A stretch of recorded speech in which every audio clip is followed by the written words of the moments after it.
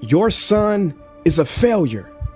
He's barely passing my class, and with grades like this, I'm just not sure what kind of future he's gonna have. What do you have to say for yourself? You're supposed to graduate this year. Listen to Mr. Johnson. What kind of future do you think you're gonna have? With all due respect, don't call me a failure.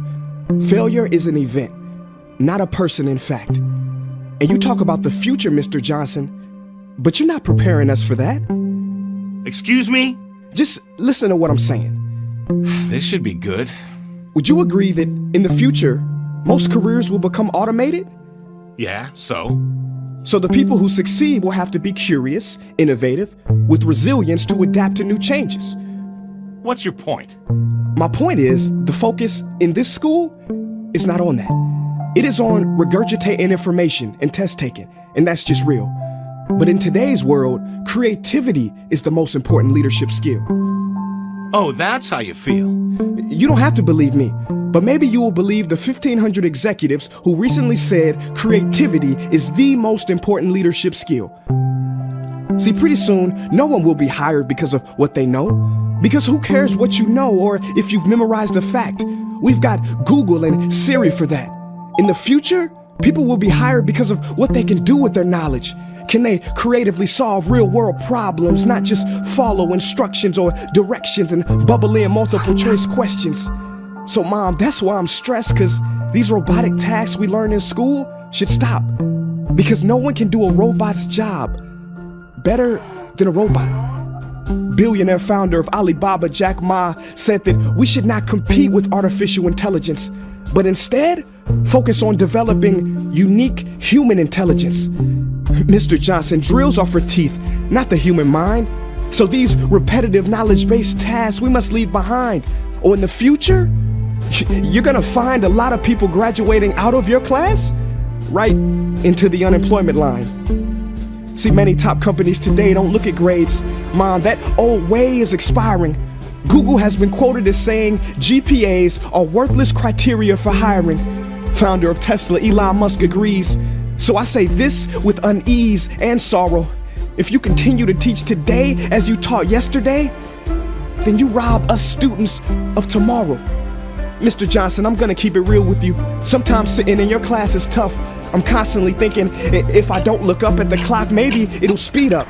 So I listen to you do my work and pay attention, feeling like an hour had to have gone by, but it was only 3 minutes. So if you wonder why we're bored in class, look, you wanna get a kid to hate reading? Give them this, a school textbook. And some people think it's our fault, and that hurts me. They say you can lead a horse to water, but you can't make him drink. And to that I say no. Firstly, you can put salt in that horse's hay and make him thirsty. And if you bring joy in your classroom, you can make any bad student nerdy, as he or she discovers the beauty of truly learning. Mr. Johnson, I mean no disrespect. You have the most important job on this planet. You build, create, and save lives. But if you really care about my future, like you say, then you have to fully commit and ask yourself honestly, how do I prepare a child for a future that doesn't yet exist? Here's a hint. The answer is not found in this. It's using this and this. See, in the future, we will need more passion and compassion. People with inspired hearts and wisdom to uplift this planet. And Mom, I love you, but can I be real? Go ahead.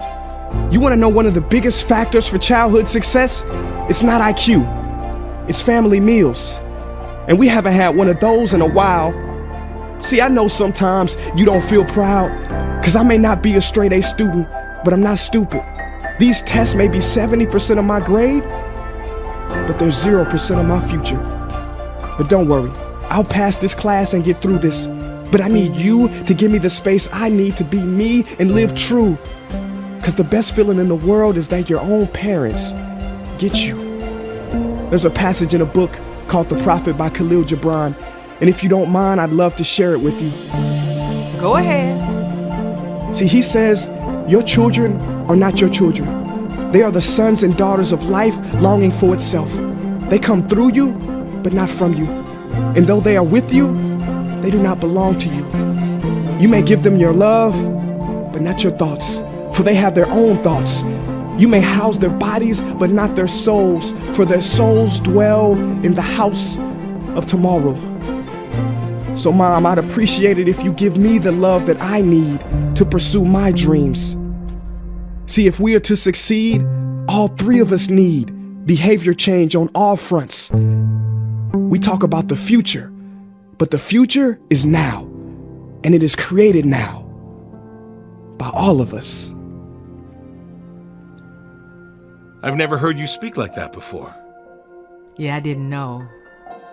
But I'm going to reach out to administration and try to change some things. You have my word.